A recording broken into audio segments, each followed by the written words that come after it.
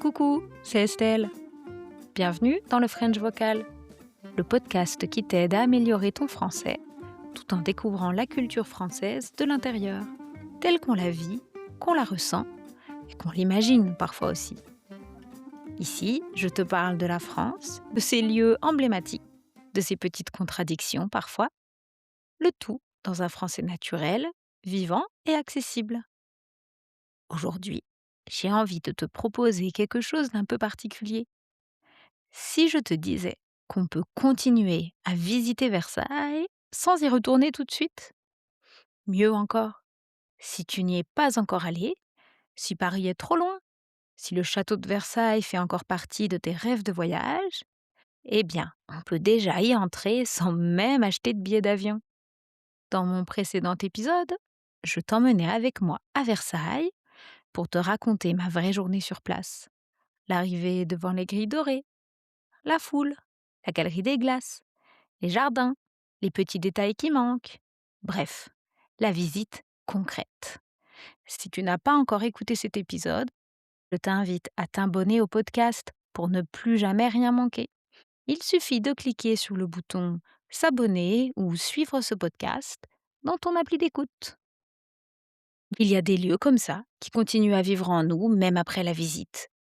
Mentalement, tu es encore un peu là-bas, tu continues d'y penser, tu revois les images de plafonds peints et tu as envie d'en apprendre plus, de prolonger l'ambiance.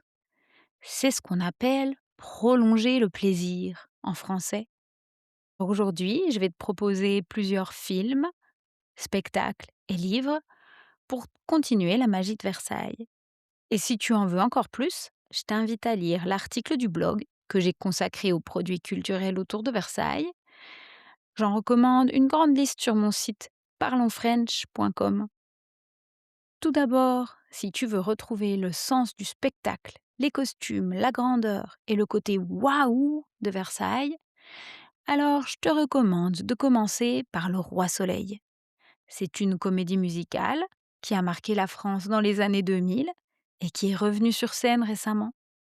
J'y suis allée avec ma fille au mois d'octobre et franchement, on a adoré. C'était une soirée vraiment magnifique. Les costumes étaient somptueux, les tableaux visuels incroyables. Tu sais, quand quelque chose est tellement beau qu'on en a presque le souffle coupé. Eh bien, c'était exactement ça. D'ailleurs, l'expression «en avoir plein les yeux», ça veut dire être impressionné par quelque chose de beau ou de spectaculaire. Eh bien, cette expression, elle colle parfaitement au spectacle du Roi Soleil. Cette comédie musicale, elle te plonge dans un univers. Ça ne t'explique pas Versailles comme un musée, mais ça te fait ressentir la grandeur du mythe. C'est idéal pour s'imprégner de l'énergie de l'époque, des danses, de la musique. Et si jamais la troupe passe près de chez toi, ou si tu peux trouver quelques vidéos du spectacle, franchement, ça vaut le détour. Maintenant, si tu veux une porte d'entrée un peu plus pop, plus visuelle, plus moderne, alors je te recommande absolument le film Marie-Antoinette de Sofia Coppola. Je l'aime beaucoup, justement parce qu'il donne une image de Versailles très stylisée, très esthétique, presque gourmande.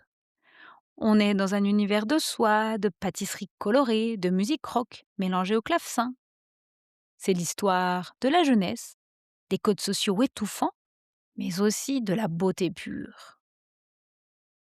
Je trouve que c'est une très bonne manière de démocratiser Versailles, de le rendre plus accessible, même à ceux qui ne sont pas passionnés d'histoire à la base. Alors évidemment, ce n'est pas forcément le Versailles le plus fidèle historiquement. Les historiens pourraient trouver des erreurs, mais ce n'est pas grave. Parfois, une œuvre n'a pas besoin d'être parfaite pour être une porte d'entrée à un sujet plus sérieux. Car pour moi, ce film, il permet de tomber sous le charme de Versailles. Cette expression, ça veut dire commencer à aimer presque immédiatement, être séduit. Et je pense que beaucoup de gens peuvent tomber sous le charme de Versailles à travers l'œil de Sofia Coppola. Si en revanche, ce qui t'attire le plus, ce sont les intrigues, les tensions et les jeux de pouvoir, alors là, je te recommande la série Versailles. La série a le temps de te montrer l'évolution des relations, les rivalités entre les nobles, les manipulations à la cour et les alliances secrètes.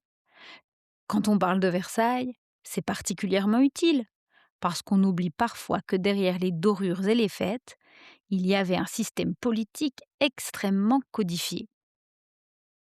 On ne vivait pas seulement dans le luxe à l'époque, on y vivait surtout sous le regard du roi, car Louis XIV avait parfaitement compris qu'en réunissant toute la noblesse autour de lui, dans un lieu magnifique, mais très contrôlé, il pouvait mieux la surveiller. C'était donc à la fois un palais et un outil de contrôle, une sorte de prison dorée pour les nobles, qui devaient respecter des règles d'étiquette très strictes pour plaire au souverain. Si tu aimes les séries d'époque, les costumes d'une précision incroyable et les coulisses du pouvoir, cette série Versailles va vraiment te transporter. Maintenant, si tu es du genre à te dire « Bon ok, j'ai regardé les images, j'ai aimé l'esthétique, mais maintenant j'ai envie de comprendre l'humain derrière le mythe », alors je te conseille de te tourner vers la littérature. Personnellement, je viens de réserver à la bibliothèque de mon quartier la biographie Marie-Antoinette d'Antonia Fraser. Je ne l'ai pas encore commencée, mais j'en ai entendu tellement de bien que je ne peux que te la recommander. Car quand un lieu ou une époque nous obsède un peu, on finit souvent par vouloir creuser un sujet. Creuser un sujet, ça veut dire s'y intéresser plus profondément, chercher à mieux le comprendre au-delà des clichés.